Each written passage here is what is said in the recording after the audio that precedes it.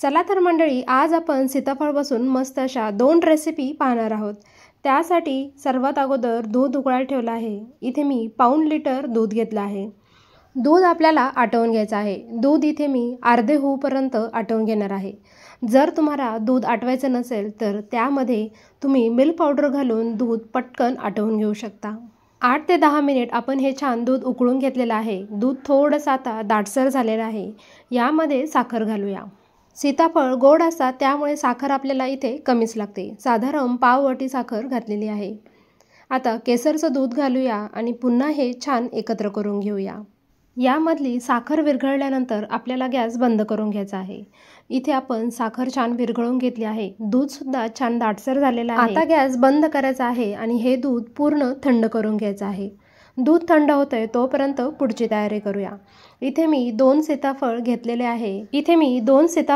आहे। या दोन्ही सीताफळाचा आपण गर काढून घेऊया। चॉपरमध्ये सीताफळाचा गर काढणं अगदी सोपं होतं। सीताफळाचा गर चॉपरमध्ये घालून 2 ते 3 वेळा फिरवून घ्यायचं, म्हणजे सहज अगदी याच्या बिया वेगळ्या होतात। जर तुमच्याकडे चॉपर नसेल तर पुरणाची जी जाळी असते ना, त्याने सुद्धा केलं तरी सुद्धा चालेल। इथे छान सगळ्या मी बिया काढून घेतलेल्या आहेत। दूध सुद्धा इथे आपलं थंड झालेलं आहे। आता यामध्ये सीताफळाचा जो गर आहे तो घालायचा आहे। दूध पूर्ण थंड झाल्यानंतरच सीताफळाचा गर घालायचा आहे। इथे आपण सर्व छान एकत्र करून घेतलं आहे। बाजारात जी सीताफळ बासुंदी मिळते ना, त्यामध्ये फक्त सीताफळाचा थोडासा गर वापरतात।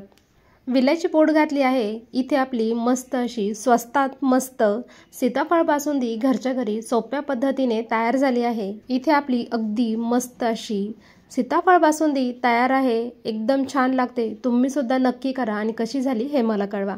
आता पाहूया दुसरी रेसिपी। त्यासाठी इथे मी 2 सीताफळ घेतले आहेत। सीताफळ छान पिकलेले आहे। चॉपरमध्ये घालूया आणि त्याचा गर काढून घेऊया। अनेक वेळा बाजारातून आपण सीताफळ आणतो आणि बऱ्याच वेळा असं होतं की सगळे सीताफळ एकाच वेळी पिकतात।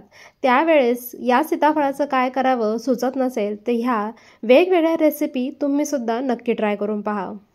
त्यामुळे सीताफळ सुद्धा वाया जाणार नाही आणि सीताफळ खाल्ले सुद्धा जातील। इथे आपण सीताफळाचा गर काढून घेतला आहे। मिक्सरच्या भांड्यामध्ये घातला आहे। त्यामध्ये थोडंसं दूध घालायचं आहे। 2 ते 3 चमचे इथे मी साखर घेतली आहे। साखर तुमच्या आवडीनुसार कमी अधिक करू शकता। मिक्सरमध्ये इथे मी हे छान फिरवून घेतलं आहे। इथे आपला मस्त असा घरच्या घरी सीताफळाचा मिल्कशेक तयार आहे। इथे मी थोडासा सीताफळाचा गर ठेवला होता, तो सुद्धा यामध्ये घालूया। याच्यावरती व्हॅनिला आईस्क्रीम घालायची, ड्रायफ्रूट्स घालायचे आणि इथे आपली सीताफळ मस्तानी तयार आहे। खूप छान लागते। तुम्ही सुद्धा नक्की करा आणि कशी झाली हे मला